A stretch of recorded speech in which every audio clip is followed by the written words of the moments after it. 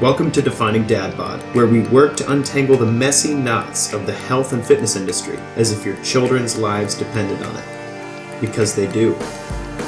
This is where we decide to make our bodies stand for something bigger than ourselves. This is where we find practical wisdom to live by, one powerful conversation at a time. May the words spoken here inspire you to keep moving forward no matter where you are. Who knows who you could be if you could become 1% better every single day.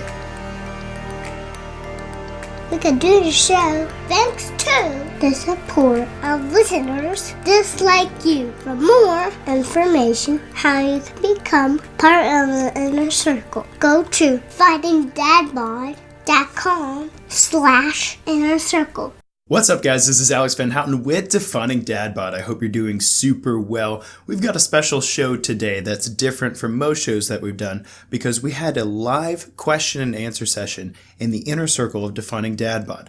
This year, in 2020, I've started going live in the Defining Dad Bod inner circle to answer the questions of those in the inner circle in a live format. And also, if you're attending live, you get the opportunity to ask follow-up questions as well. It was a great time. And right now, the plan is to continue doing that the last Saturday of every month at 10 a.m. Central Standard Time. In this Q&A, we got into a bunch of different subjects, including why you taste metal in your mouth when you do intense cardiovascular exercise, what protein bar makes the best pre-workout, and we spent a good amount of time on nutrition tips for living with children under age 5. If this Q&A sounds like something you'd love to be a part of, I hope you'll take me up on the invitation to jump into the inner circle. You can go to definingdadbod.com/inner circle to get more information about the inner circle and fill out the form to join. It's free to be a part of the Facebook group, and you sign yourself up to be informed weekly of the new content that we have at Defining Dad Bod. There's also a spot in there to ask your burning questions so we can include that in the inner circle Q&A, and an opportunity for you to request more information about supporting the show. I love the inner circle because it's a group of about 150 people, men and women alike, who are committed to becoming 1% better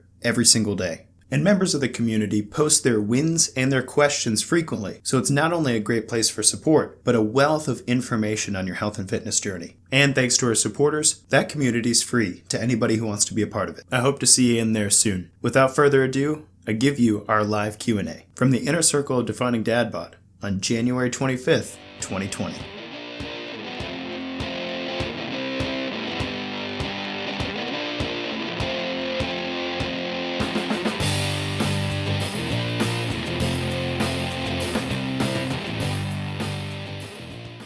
What's up, guys? This is Alex Van Houten with Defining Dad Bod here in our inner circle for our live Q&A in January. I hope your 2020 has been going awesome. Quick update on the Van Houten household as people hop on who want to ask questions in here. We've kind of been through the ringer, honestly, in the last 6 weeks. It was interesting when I heard about the coronavirus in China going around and wreaking a bit of havoc and whatnot, and hopefully that turns out good for everybody. I had to chuckle because it kind of felt like there was a pandemic in our house in the past 6 weeks between, passing around the seasonal crud, and then I got a stomach bug on my birthday, which was kind of garbagey. And then I guess, I'm not sure if it was the flu or some strange variation of a respiratory virus that resulted in bronchitis, but I actually lost my voice for the last week, and I was worried it wasn't going to come back, in time for us to be able to do this. So I'm glad to be able to be speaking. I'm going to try to cough as little as possible during this time, and that way we can have an awesome Q&A. So I actually polled several people prior to doing the live today, and the goal was to make sure that if nobody showed up and asked a question, then we would be able to have good fodder for conversation. So I'll tell you about that in a second. It looks like we got a few people on here. John says, I just got done with a 5,000 meter row and I get a metallic taste in my mouth when I push hard cardio. What is that? That's a good question. I will answer that question today. So the big question that I want to make sure to answer for everybody, this was the thing that was upvoted in the inner circle this month, was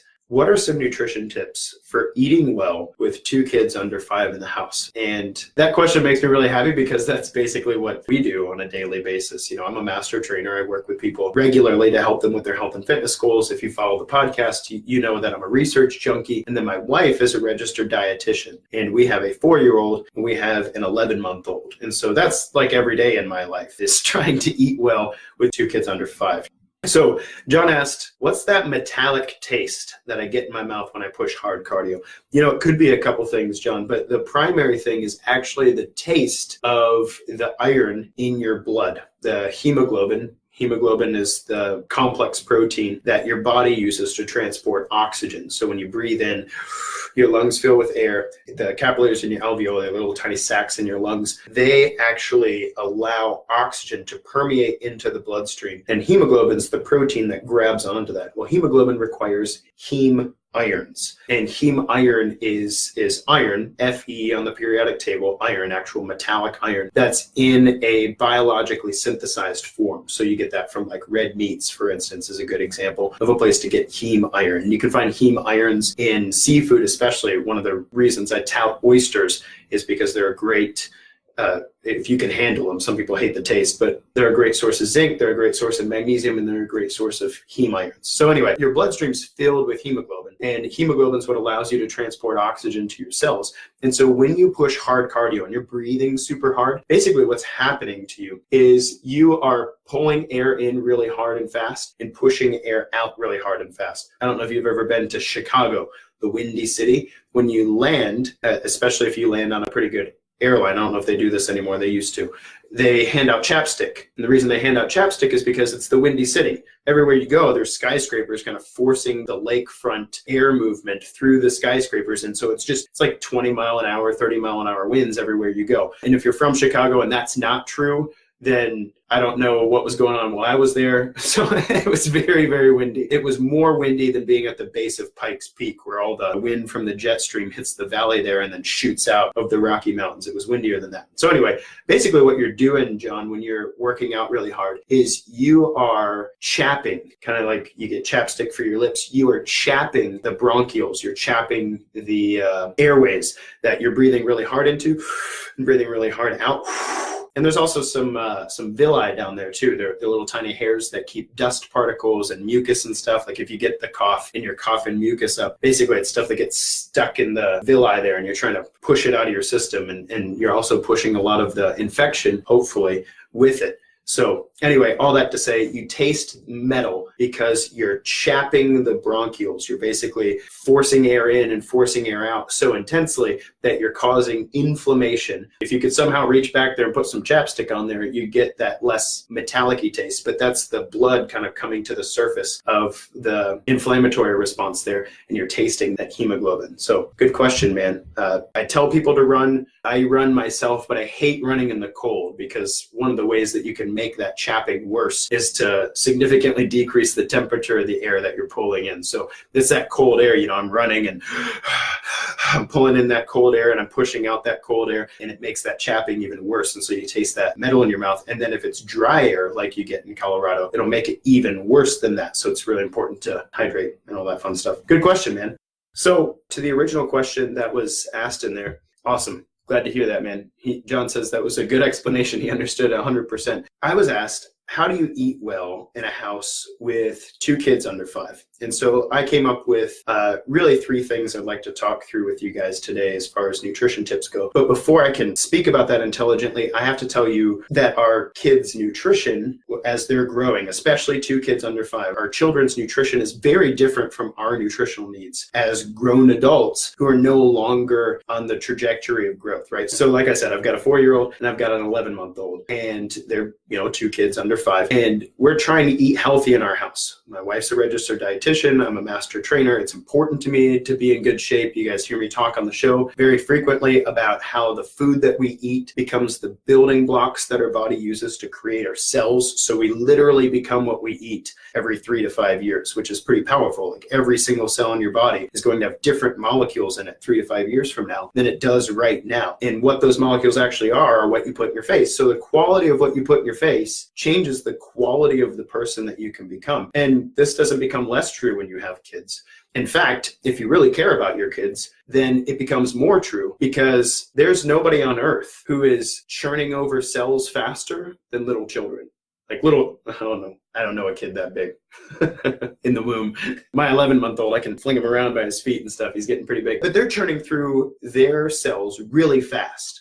Okay, and you know this. If you hit your shin on the side of the bed We've all done it. Wham! You hit your shin on the side of the bed and you get that big bruise on your shin, that big purple blue bruise. It takes like days. You know, like I'm in my 30s and some people watching are in their 50s and 60s. It takes a long time to heal that tissue that you damaged, and it hurts and it stinks and whatever. So it's like a week later and you've still got a bruise, right? Kids are very different. Your kid hits his shin on the bed and he gets a little bruise, and 2 days later it's gone. My 4-year-old's got bruises all up and down his shins because he's running into things and figuring out how his body works and making unintelligent decisions about what he jumps off of and stuff. So, oh well. And it's a good thing he heals really fast. But the point is, his metabolic process is going so fast that he's turning over cells every single day. And so when I presented on the show about you turning over every cell in your body every 3 to 5 years, it's actually not true for our children. Our children are turning over every cell in their body even faster than that. In some parts of their body, every 3 to 6 months, they're completely new. They're made completely new out of completely different molecules. So this proposition becomes extremely important when we're talking about our kids. We should want to feed our families high quality foods, right? But their nutrition needs are different from ours. From a macronutrient perspective, if you are a grown man or woman watching this live broadcast right now, depending on your goals and how athletically conditioned you are, your macronutrient profile, what you need in a day, proteins, carbs, and fats, is very different from what your young children need in a day. And there are a couple of reasons for that. But in general, as an adult, you need about 20 to 30% of your calories from protein in a day. If you're sedentary or you have a strange genetic profile that allows you to do something differently, very cool for you. But the average grown adult in the population needs about 20 to 30% of their calories from protein in a day. That's not true of kids. Kids have much less metabolic tissue to maintain than adults. They have much less of it. So if we did a body composition analysis on Gabriel, he's 4. His body composition for muscle mass is going to be very, very low compared to mine.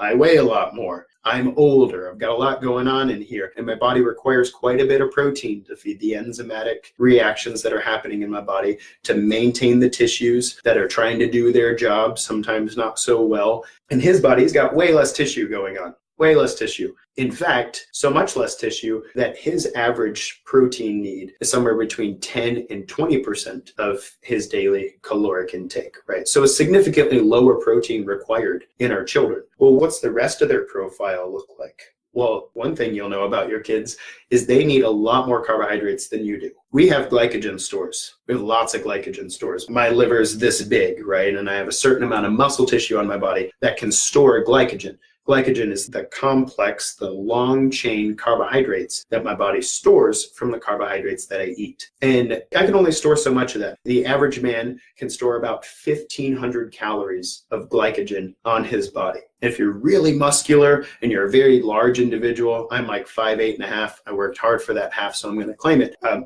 5'8.5" and I weigh 165 pounds. So I'm not really that big of a guy. I know some guys who are like 6'10" and 250. Okay, they've got significantly more glycogen. They can store about 2,000, maybe 2,500 calories of carbohydrates on their body, which means that when they need carbs, they already have them. Unless you've been fasting or you've been eating very low carb for some reason, then it's likely that you have a significant storage of glycogen on your body. And your body's very good at restoring that glycogen to be used to keep your brain working well, to keep your hormones doing their jobs, and to keep you fueled well for exercise. Our kids, on the other hand, they have very, very low glycogen stores. Their livers are much smaller. Okay, if my liver is this big, Gabriel's is like the size of my fist. Okay, and his muscle tissue is much, much lower than mine, right? Because he's a much smaller individual. So at 4 years old, he might be able to store maybe 100, maybe 200 calories of carbohydrates on his body. What that means is when he's out there running around and jumping around and doing his thing, he's constantly depleting his glycogen. His little brain's running 500 miles a minute, right? That's constantly using blood glucose. It's constantly requiring the glycogen in his body. And so when he's done, his snack is going to be carbohydrate heavy. He's got to replace that glycogen because he can't store it. He can't store very much of it. And so he's constantly trying to replace that glycogen. And so in a house with children under 5, you're going to have a lot of carbohydrate sources in your house. You're going to have graham crackers, you're going to have bananas, you're going to have blueberries, you're going to have, and obviously you try to select healthy options on graham crackers. I said graham crackers, they're not exactly super high on the healthy options list, but they're not really going to sit around in Gabriel's body for very long. Gabriel's going to eat a graham cracker cracker. He's going to burn a graham cracker in the next 10 minutes. Like, that's just how a 4-year-old runs, right? So that's true of our kids. So they need quite a bit more carbohydrates in their day than we do. And one of the challenging things as a parent with 2 kids under 5 is not to find yourself snacking mindlessly on the carbohydrates that your kids need, but you probably don't. Now, carbs aren't bad. I'm going to talk about that a little bit more in a second. But that's one of the nutrition tips I want you to walk away with is our kids need quite a few more carbohydrates than we do. So try to give them good, healthy options. Fruits are a fantastic, healthy option. They get a lot of good carbohydrates from good complex carbohydrates in their vegetables. We love sweet potatoes around here. We're huge fans of things like, I don't know, go down the veggie list. Asparagus, Brussels sprouts, carrots will never go out of style, right? So just about every veggie you can list off is going to supply your kids with some good healthy carbohydrates. Fruits are a good option. And then for those quick times, we keep those snacks in the house. We've got graham crackers in the house. We do keep chips around every once in a while. We're not really big on juice in the house. When you have a young, rambunctious boy, the more sugar you feed him, the more you find yourself not liking your child as much as you could. I'll just put it that way. Gabriel has a really hard time sitting down to focus or minding very well if he's had a lot of sugar in his system. And we know this with anecdotal evidence from Gigi's house when he gets to go hang out with Gigi or Grandpa, and he gets his cookies and he gets his juice, and he comes home and we're like, what have you done to our child? Like, what is this mess, right? So anyway, all that being said, nutrition tip 1, the snacks that your children, and even the food sometimes at meals that your children are going to be eating, maybe they have rice with their meal, maybe they're going to have some mashed potatoes, maybe they're going to have a larger serving of sweet potatoes compared to their roast or whatever. You as the parent, you as the adult, the grown adult with glycogen stores who's probably not nearly as active as your kids, you don't need as many carbohydrates as a percentage of your full intake as they do because of their glycogen storage needs. And if you find that your kids are eating, you're like, man, they're always reaching for like an apple or something. I wish they'd eat a little more protein. Don't force your nutrition needs on your kid. Like, that's not the same thing. You're a grown adult with glycogen stores. You have your own insulin sensitivity and resistance issues. You've had your shot with ice cream and pizza, right? So with that being said, with your kids, if you fill them with good carbohydrates, that's not a bad thing. That's actually a very good thing. So that's nutrition tip number 1. It comes from the difference in what they need in a day versus what we need in a day. Nutrition tip 2, the 2 kids under 5 thing, one of the ways that we handle this in our house is we make sure that every Sunday we sit down together and we plan out the week. And I don't mean some people like prep the week. I think, John, I've seen you with your veggies and your meats on the grill, and it just looks fantastic. I haven't gotten to that level yet. I haven't gotten to the, once upon a time before kids, I meal prepped on a regular basis. But with kiddos, it's like, hey, man, we're doing good to cook every day and make that work out. But we do plan things at the very beginning of every week on Sunday. And Kristen and I sit down, and sometimes it's a drag, okay? Like, I get it. I'm a master trainer. She's a dietitian. And we sit down, and sometimes you can't think of more than the same 4 stupid vegetables you've been eating for months, right? And sometimes she'll say things like, so what do you want to eat this week? And I'm like, oh, it'd be really good. I'd love some bacon wrapped chicken thighs. She's like, no, I don't feel like bacon wrapped chicken thighs. I'm like, okay, all right. So how about some burgers? We can do burgers on Monday night. Like, I don't really want to do burgers. And so it's like that old date night trope. It's like, woman, don't ask me what I want if we're not actually going to make it, right? What do you want? How about we start with that?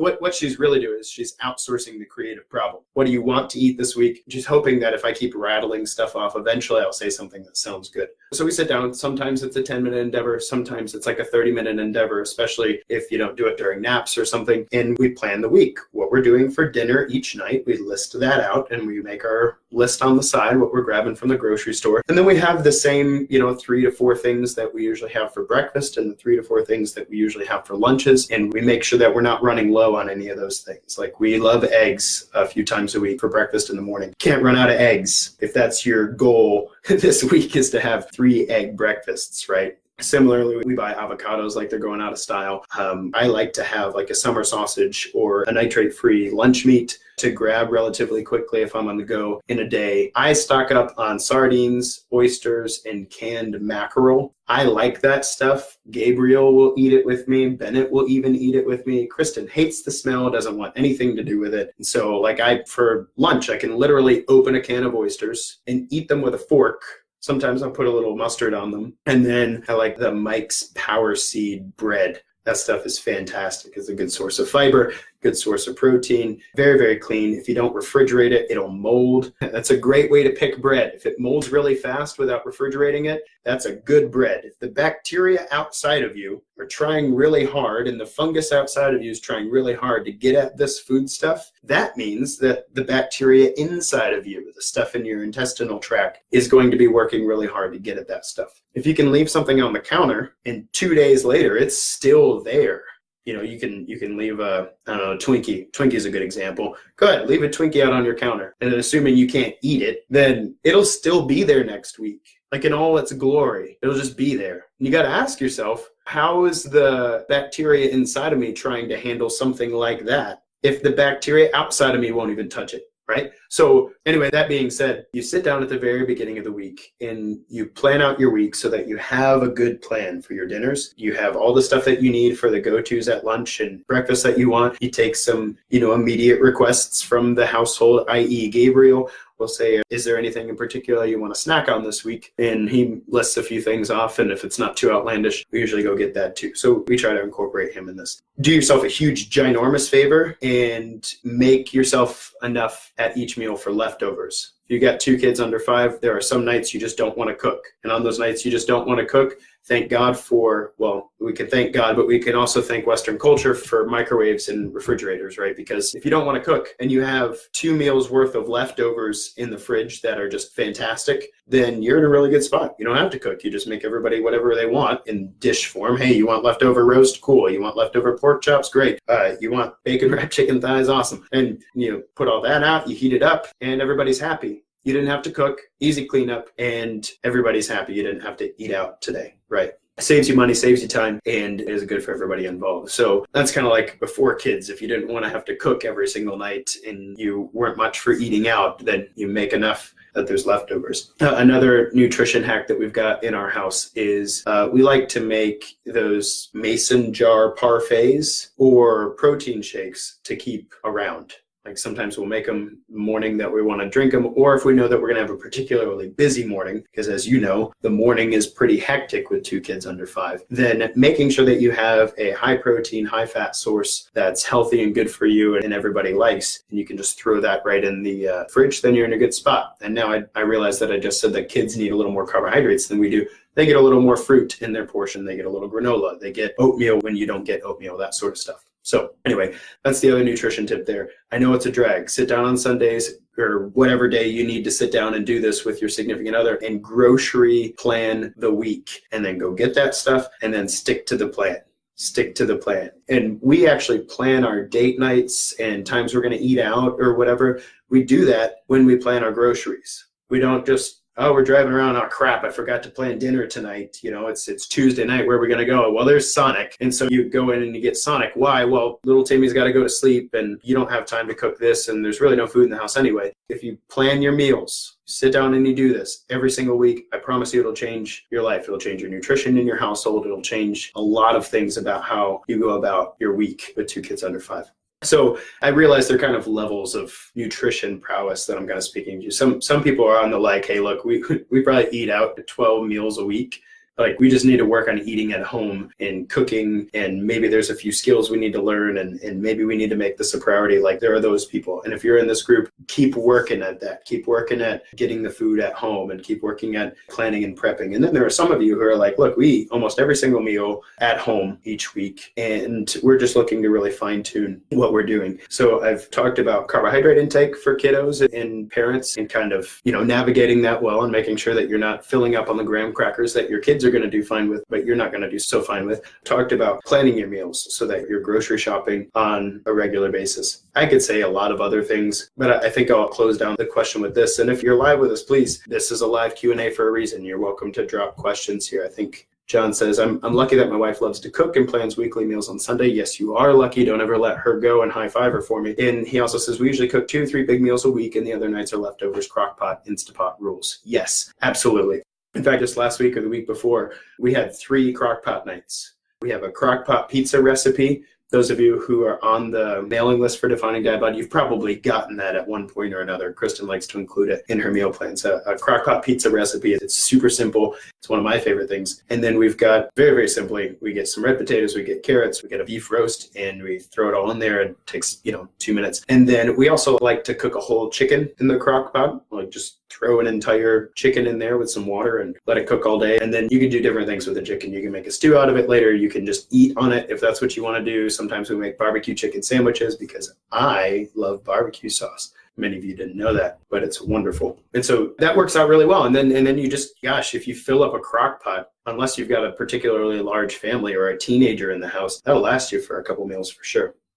Mandy Cash says, what do you put in your parfaits? Man, parfaits are so cool. What is it? Shrek, where Donkey says to Shrek, he's trying to convince him that ogres are not like onions. Like, why don't you like cake? Everybody likes cake. Donkey, ogres are like onions, not cakes. And so anyway, at some point he says, you know what else everybody likes? Parfait. Parfait might be the most delicious food on the whole dang planet. Everybody say like, you want some parfait? No, I don't want no parfait. You don't believe me? Go watch Shrek. It's actually really good.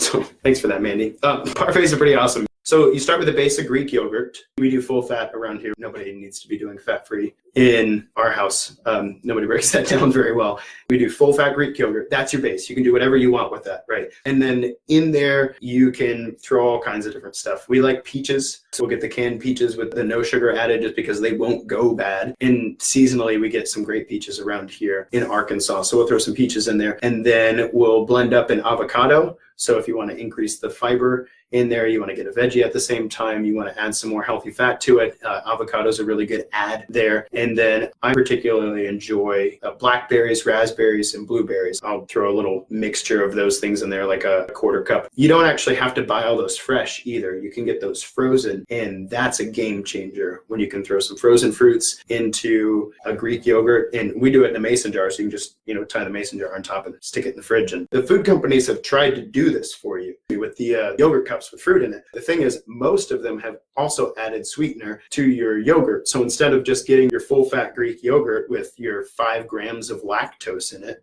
you look at full fat Greek yogurt, you'll still see there's sugar on the label. What's the sugar? The sugar is lactose. Unless you're lactose intolerant, lactose is not going to cause your blood sugar to spike very intensely. It's a very, very slow to break down sugar. It doesn't actually break down until the small intestinal tract when lactase hits it. That's different from glucose and fructose, which break down at the level of the stomach. They actually start breaking down with your saliva with an enzyme called amylase, and then they hit your bloodstream at the level of the stomach. So when you take yogurt all by itself, full fat Greek yogurt, and you take a bite of that, that sugar is not going to hit your bloodstream very hard, and it's going to take a long time for it to get there. But if you take yogurt, like the little yogurt cups that they have at the store, and it's like, ooh, peach flavored by Oikos, and it's like, oh, high protein, because this is Greek yogurt, right? Real good health food. You flip it over in the back, and it's like 21 grams of sugar. Like, where's all this sugar coming from? Well, if you actually look at the label, they've added a bunch of sugar to the yogurt so that it'll taste better and to increase the shelf life of it. Because if you add a whole bunch of sugar to something, ironically, it increases the shelf life. It doesn't go bad as fast, right? So that lowers costs for food companies and stuff. So what that means is when you eat that yogurt, you take a bite of that yogurt, when it hits your stomach, it hits your bloodstream much harder and faster, right? And if you're trying to stay insulin sensitive, which you should be, insulin resistance is very bad. It's very rough on you. It increases the amount of fat that you're going to accumulate on a regular basis. It makes it harder for you to regulate blood sugar, messes with your sleep, it messes with your gut flora. It's bad juju. So you want to stay as insulin sensitive as possible. If you're trying to stay insulin sensitive and you're going to be eating some parfaits for breakfast, don't reach for the pre-packaged, pre-processed, sweetened vanilla Greek yogurt or peach Greek yogurt in the cups at the store. You're much better off getting the full-fat Greek yogurt and adding your own stuff to it. That's why it's beneficial. That's why it's helpful to you to add your own stuff to it, because the glycemic index of even canned peaches is much, much lower than when you just add gobs of sugar to something to increase the shelf life and make it taste better. So anyway, back to your question. So you start with full-fat Greek yogurt as your base, right? And then you can add a whole bunch of stuff to it. You can add whatever you want. One of my favorite things I've ever added.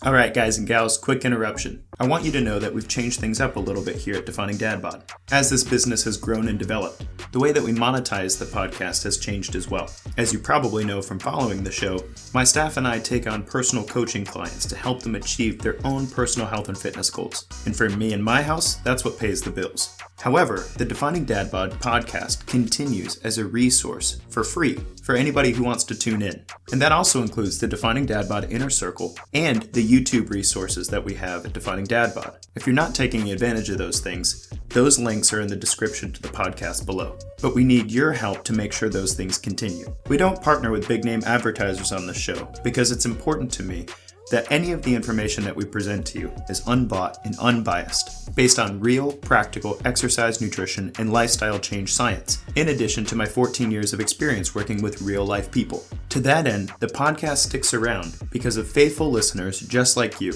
who make contributions regularly to fund the show. And here in 2020, we need your help. We launched the podcast with about 50 supporters, and while we've fluctuated around that mark and have found that level of funding sustainable to research, edit, publish, and keep the content online, those numbers have dwindled over the past 6 months, and now the podcast is running in the red. So if this is a valuable resource to you, and you'd like me and my team to continue putting this out, I hope that you'll consider supporting the show. There are 3 ways you can do that, and what way you pick is up to how much you want to give and how often you want to give it. The first way is for small monthly pledges. That's at patreon.com/definingdadbod. Your small contribution at Patreon does much to increase our street credit in the podcasting world and to keep our team inspired, bringing powerful conversations your way weekly. We use Patreon for $1 to $5 a month pledges because it lowers the amount of money that we have to pay to process your credit card for those contributions. So if you're looking to contribute $1 to $5 a month, go to patreon.com/definingdadbod. Larger monthly pledges are done via a custom PayPal link. All you need to do is email me at coachal@definingdadbod.com and tell me what amount you're committed to give each month. I'll send you a link to set up, and once it's working, you can cancel it at any time. These sorts of contributions are actually the most important to the show. 2% of our listeners fund 90% of the bill to research, record, edit, and publish Defining Dad Bod with pledges just like this. So if our work here has been valuable to you and you want to support us, shoot me an email and I'll connect you with the link. coachal@definingdadbod.com. The last way you can give is a one-time donation. These are pretty simple and straightforward because you're not signing up for some sort of monthly cost. There's a button at definingdadbod.com/innercircle and it simply says donate. When you click the button, there are some options for you to choose from, or you can put in a custom amount. And what I like about this is this gives you an opportunity to think about the value that we've brought to your health and fitness journey and put a dollar amount on it. Just so you know, the average show costs a grand total of about $200, and every dollar contributed is invested right back into the process.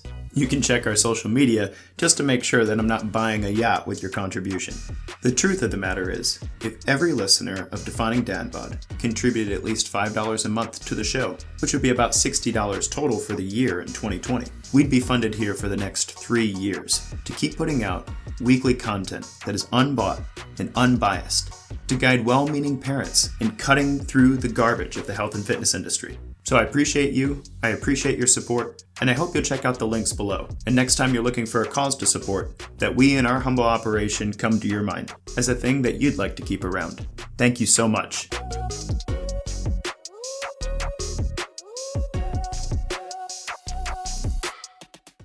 Anyway, back to your question. So you start with full-fat Greek yogurt as your base, right? And then you can add a whole bunch of stuff to it. You can add whatever you want. One of my favorite things I've ever added was I added some almond milk because my stomach doesn't like dairy super hotly. I can handle it, but if I do too much of it, it turns out bad for me. But add some almond milk and some chia seeds. And the chia seeds, actually, there's fiber, soluble fiber in chia seeds, and they pull some of the water into them. And so they make like little tapioca gel deals with a good amount of fiber, some good added fats there. And then you can add some fruits on top of that. Some people don't like that. It's a little gritty. You know, you're eating and you got something to chew on, like a blackberry. But I enjoy that. I like a little texture in my parfait.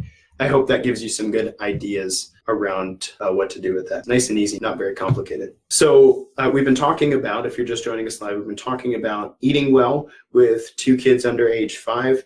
We answered John's question about why you taste metal in your throat when you get to doing some high intensity cardiovascular exercise. We talked a little bit about parfaits here. If there are any other questions out there, please bring them. Otherwise, I'm going to be tying us up here with the end of this conversation about nutrition in kids. So the last thing I wanted to say about nutrition kiddos, if you have 2 kids under 5, we've talked about leftovers, we've talked about doing our best to plan our meals at the very beginning of the week, we've talked about carbohydrate needs and our protein needs versus theirs and whatnot. The last thing I wanted to mention was snacks for parents, because when you're a parent, you have less time than anybody else on the whole dang planet, okay? Because you have 24 hours in a day, right? And some of those you need to sleep, because if you don't sleep, your kids aren't going to make it. You're going to go full lion on them and eat your young. So it's funny. John says he's listening to this from Lifetime Fitness. Yeah, give my alma mater a fist bump for me. Keep up the good work, man. So if you're a parent, you have very little time. You don't have a lot of time. You're trying to get enough sleep so that you recover well and you can live to fight another day. They all need something. You're driving to school. You've got to. I don't know why you can't put your shoes on after I've told you 4 times. Like, you know how to put your shoes on. You know where they are. Oh my God, I don't know why that shoe is in the back porch. Like, sometimes our mornings are a hot mess. But anyway, you don't have time. All right. So as a parent, sometimes eating becomes a question of what's fastest. Okay, it's not just like, what are we going to eat for dinner as a family? It's a question of planning, right? But sometimes it's like, I haven't eaten in the last 9 hours, and I'm not sure what I should eat right now. I've got 10 minutes. I've got 5 minutes, whatever that is. And if you're not a parent, you have no idea what I'm talking about, except perhaps maybe you have a really demanding job and you've been on a crunch time. Like, imagine, here you go. If you don't have kids, here's what it's like. Imagine you have a job where you have to work 12 to 14 hours. You're on your feet all day, and there are demands coming at you 500 miles a minute. And you have a 2-minute break, and you get to decide if you're going to run to the bathroom or if you're going to grab the snack that you brought with you that's in the refrigerator. That's what being a parent's like all of the time. That's exactly what it's like all of the time. You've got 2 minutes. You get to decide if you're going to eat or go to the bathroom. That's what you get. Those are the choices that you're faced with as a parent. And if you do decide to eat, there's somebody right there who wants some of your food. And if you do decide to go to the bathroom, you're not going to get to go in peace. You're going to be keeping the baby from, trying to dig in the toilet at the same time. So, if you don't have kids, great reasons to have them. I'm just kidding. We can talk some other time about how awesome kids are. And despite all that, they outweigh the cons significantly, in my opinion. But all that to say, you're in a time crunch. And so the question I get from so many parents is, what can I eat that's fast and good for me? So depending on your phase of training, if you're in the initial phases of training, you'll be eating relatively low carbohydrate, relatively high fat and protein. And so you're looking for good sources of good fats and good proteins. My favorite go-tos of all time, when I'm pressed for time and I don't have a lot that I can whip up and I can't be really fancy with it, I love avocado because they're super simple. You cut them in half and you can literally eat them with a spoon out of the husk. Okay. And I actually keep a few seasonings around for like grilling and stuff, and I'll get fancy and I'll sprinkle some like pork rub on my avocado or some Chicago steak seasoning. That's fantastic. I'll throw a little of that on my avocado. And that way it's not like I'm eating just, tasteless green mush. It's like green mush that it tastes like Chicago steak seasoning now, which is way better. It's the little things in life, right? And so avocado makes me really happy. And then I love any meats I can get my hands on that aren't super high nitrate, and I'll get after those. Now, I know we have a few vegetarians and vegans in the group. I'm not saying you can't be healthy without eating animal products, but I am saying that it makes life a lot easier when you're on the go, because there's very few things that are as highly packed in a complete amino acid profile, generally healthy fats, generally healthy proteins than meat. You can get turkeys and chicken, and we like venison around here, and ham and beef and all of that stuff. But if you're trying to be really health conscious and you're trying to, pull away from red meats, you're trying to limit some of your, I don't know, maybe you eat chicken for dinner every night and you're like, I just can't do another chicken. You've probably completely bypassed it in your world. Don't blow by the canned and packaged seafood area, because there are some beautiful hidden gems there that a lot of people don't realize. Now, I know people love tuna. Be careful with tuna, okay? The average adult man can eat about 3 solid servings of tuna a week, and it should be fine. But a recent report from the FDA showed that the mercury levels in tuna are going up as we get more and more of our imports from overseas. The mercury levels in tuna are going up. So don't, if this is something you're trying to grab relatively quickly, that means you're going to eat it almost every day. Don't rely solely on tuna. Tuna is very high on the food chain. It congregates all of the mercury to it, and so passes it on to you, and mercury poisoning is no fun, right? It can actually do quite a few things to your hormones to mess things up, and worse, it can ruin your kidneys and your immune system and your liver and all kinds of fun stuff. So don't get mercury poisoning. 3 servings of tuna a week, okay? And if you're a female, especially if you're breastfeeding or if you're pregnant, I would just say stay away from tuna altogether. You might get away with 1 packet every once in a while. And they actually do have some tuna that's lower in mercury. You're going to pay for it, but it exists. But you can go for foods that are a little lower on the food chain in the seafood area. And those are actually, in my opinion, some of the most overlooked superfoods, like in the grocery store. People just walk by this area and it's like, no, this place is chocked full of awesomeness if you can figure out how you like to eat it. So canned mackerel is one of my favorites. It literally comes in a can. And if you're a little squeamish, I'm just going to warn you ahead of time. There are almost whole fish in there. You can eat the bones and all. If you boil a bone long enough, it just breaks down. It's a great source of calcium and phosphorus. Think of eating the whole animal as like a multivitamin. Nature's multivitamin. Same thing goes for sardines, actually. A lot of people don't know this, but sardines count as an organ meat, like liver. The organ meats are really powerful and important because a lot of the nutrients congregate there. If you eat sardines, it's like you ate an entire plate of liver and onions. Very, very powerful. Good magnesium, good zinc, and several other micronutrients that's super hard to get. If you're not taking a multivitamin, these are a really good way to get them. And then I've mentioned oysters before. I love those for a number of reasons. One of the reasons is that I coach dads specifically pretty often. And zinc and magnesium both have a direct effect on testosterone. And most guys are deficient in both zinc and magnesium. And so you can get a guy to eat 2 or 3 servings of oysters in a week, and his testosterone will go up 20% in 1 week. It's a pretty powerful thing without making any other changes. It's not like he's deadlifting things or, poking himself with a needle and shooting up. He's eating oysters. And what's really cool about oysters, I've actually had this conversation with a vegan recently. Oysters have no central nervous system. So fun fact, they're a mollusk, which means that they are less alive and conscious than bugs. You don't get any less alive and conscious than no central nervous system. They're an invertebrate. They're a mollusk. And so if I'm a vegan and I'm trying to decrease the amount of suffering in the world, it could be argued. I read an article about how broccoli makes a hypersonic scream when you cut off one of the florets. Oh, whoa, hypersonic screams in the garden, man, just taking them down. But it could be argued that broccoli has a more sophisticated sense of pain than a mollusk. So if that's interesting to you, you can eat mollusks and that'll be good for you. So anyway, check out the canned seafood area. What's really powerful about most of these, especially oysters, is you don't have to do this whole wild caught farm raised thing, because oysters eat the same thing in a farm raised environment as they do in a wild caught environment. And then mackerel and sardines are so low on the food chain that the difference between farm raised and wild caught is almost non-existent.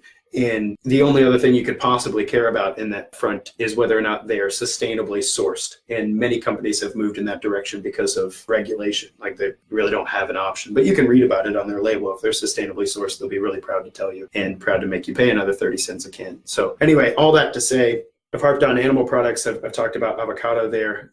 Some people, if you do okay with dairy, cottage cheese is a really good go-to snack for parents. Relatively quick. You also get the casein in the whey. Casein is the, some people say it differently, but casein is the curds of cottage cheese, and the liquid around it is the whey. Very, very high protein, very, very high fat snack. And then if you're in a cycle of training where you can have some more carbohydrates, maybe you're doing some hypertrophy training, maybe you're doing some athleticism, you can actually just eat food raw, like veggies. I eat bell peppers like they're apples, just some people can't handle that, but you can, and you look really cool doing it, or at least I think I look really cool doing it. What is that? It's a bell pepper. Why don't you eat bell peppers raw? You can do the same thing with cucumbers. I've tried the potato thing. I can't do it. I had a boss who used to eat Vidalia onions like that. And, to be fair, Vidalia onions are a little sweeter, but I can't do it. But even if you're not in that bracket, then you've got all the snacks that you're letting your kids eat that are relatively high in carbohydrates that you should steer away from usually. But if you've got those in the pantry and you're in the hypertrophy phase, get some graham crackers after your workout. It's not going to kill you, and could really help to replace your glycogen stores, boost your insulin, and create some muscle synthesis. So awesome stuff. John Barabee says raw bell pepper with hummus. So if you're listening to this, I'd love to hear that. I think that's a resource we can all cash in on. What are your quick, I'm a parent, I have less than no time snacks that are good for you? What do you go for? Drop those in the thread in the comments and stuff. I think it would help a lot of people to be able to see what everybody else is eating and just, kind of, it's not like we don't know this stuff. We've all gone to about the same kind of grocery store, right? It's just whether or not that stuff jumps out at us as something we need to add to our grocery list to keep ourselves well-fed and to keep our family well-fed as well. So I hope this was meaningful to you guys. I plan to do this once a month. Every month, you're welcome to submit questions. I have a conduit for that at definingdadbod.com/inner circle. So if you come up with a question over the month that you want me to address during our inner circle lives, you're welcome to drop there. And then, you're all here in the group. So when I make posts out that I'm telling you, hey, the live's coming up, it'll be the last Saturday of every month at 10 a.m. Central Standard Time, just like we did this morning. When I make that post, you're welcome to drop your questions there as well. I know, in this world of quick clickbaity stuff, the immediate is kind of nice. You can jump on live and ask your questions like we've done here. But in the case that you had a question that you wanted answered, but maybe you can't make it live or something, I'd love to make sure that we get to engage that. James Westfall says, what about pork rinds? Man, I love a good crunch, right? And if you got to have a crunch and you're not going hard on the carbohydrates, they are a beautiful alternative to potato chips. But unfortunately, I wish I could say differently. Unfortunately, the nutrient profile for a pork rind and the nutrient profile for a potato chip are about the same thing, because frying something in hot oil at those high temperatures basically denatures just about anything nutritious about that thing. Now, fried chicken, the skin is fried, but the chicken on the inside still has the same nutrient profile. If you, the smaller it gets, the more surface area it gets, the less nutrient profile it has, right? So like popcorn chicken, you heard it here in the inner circle. Popcorn chicken is less nutritious than a fried chicken drumstick. So you can put that in your pipe and smoke it. But hey, man, if you're trying to limit the carbohydrates and you want to crunch, and you're usually into potato chips, pork rinds aren't a bad alternative. I'm just not going to tell you that they're quite the they're not the magic bullet. We're not all going to be able to switch to pork rinds and lose a ton of fat and gain a ton of muscle. Mandy says, I need that crock pot pizza you talked about. You got it. I will send you that recipe. I'll even post it here if I can find that among the meal plans appropriately. And then James, oh man, you got this in just beforehand. I love it. My 16-year-old son wants a pre-workout protein bar. Any recommendations? Well, that's a can of worms. Good one to end on. I like it. Thanks for that, James. So a pre-workout protein bar. There's a lot of stuff kind of wrapped up in that. First of all, protein bars, like just about every other bar that ever came in a package, are usually very highly processed. So when it comes to food, like if we're trying to get good, high-quality food in our system, please do not depend on protein bars too much. There are some protein bars that are generally better than others, right?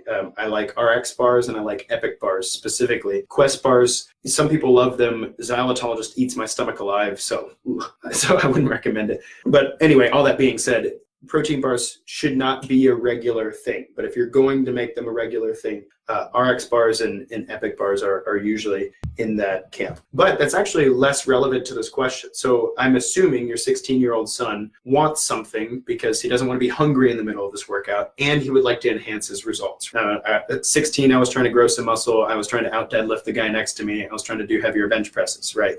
But if he's 16, I imagine he's trying to enhance his results. He's trying not to be hungry in the middle of his workout, and he's also trying to outdo his buddies. And so in that case, then a protein bar is actually going to be really counterproductive for him, because protein doesn't break down in the body until much later in the digestive system, and all the blood in your body that you want going to your extremities in your workout should not be digesting protein in this moment. So I guess in short, what I'm saying is if your boy hasn't gotten enough protein in his system prior to his workout, at this point, then a pre-workout protein bar is not going to help him out. So we want to put something in our body that's actually going to enhance our workouts, right? And so at 16, I'm assuming he's not significantly overweight or anything, especially knowing that you're his dad, James. I know you're taking good care of your kids here. So at 16, the best thing that he can put in himself just before getting into the weights, that 15 to 30 minutes, is a small amount of carbohydrates and a small amount of fats. That's the best thing he can get in his system right now.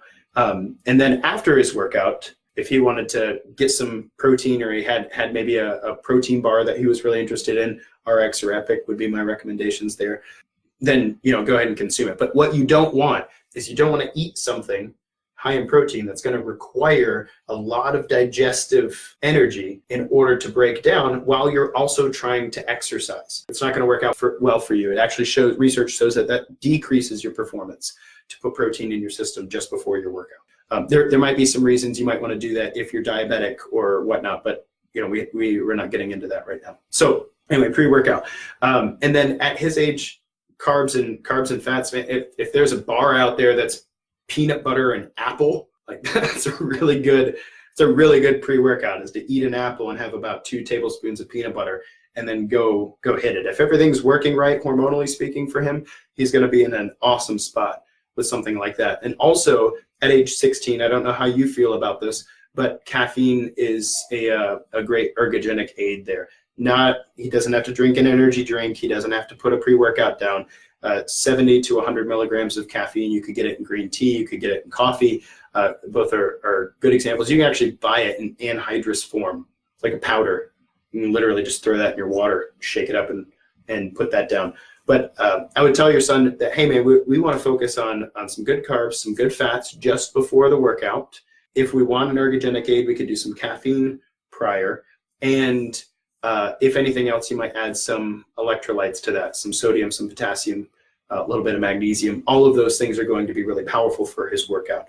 But I don't know a bar that does that. I really don't. So I wish I could recommend a bar to him, but if he was my kid, I'd be like, man, you need an apple, you need 2 tablespoons of peanut butter, and you need about half a cup of coffee. And if you don't have the best workout that you've had in a very long time, then I will eat my hat. So that's what I would tell him. And then I would do the same thing and then try to beat him because, well, I'm not there yet. I don't know what it's like to have a 16-year-old, but I imagine he'll be shaking his horns at me quite a bit. Thanks for that question, James. I hope that helps because that's such a good question. And if we can help our kids to understand the pre-workout, post-workout thing just a little bit better at 16, like hats off to you for even being like dropping that question that your kid's interested in that sort of thing. But he'll get much better performance out of himself with some good carbs, a little bit of fat, and some electrolytes and maybe some caffeine. All right, guys, you're awesome. Thanks so much for joining me. I appreciate you. I appreciate you for being a part of the inner circle as well. And I look forward to doing this next month. And so I'll say it. Until next time, guys, kick butt, take names. The free practical advice and conversations here remain unbought and unbiased thanks to the support of listeners just like you. For more information on how you can become a part of the inner circle of Defining Dad Bod, go to definingdadbod.com/inner circle.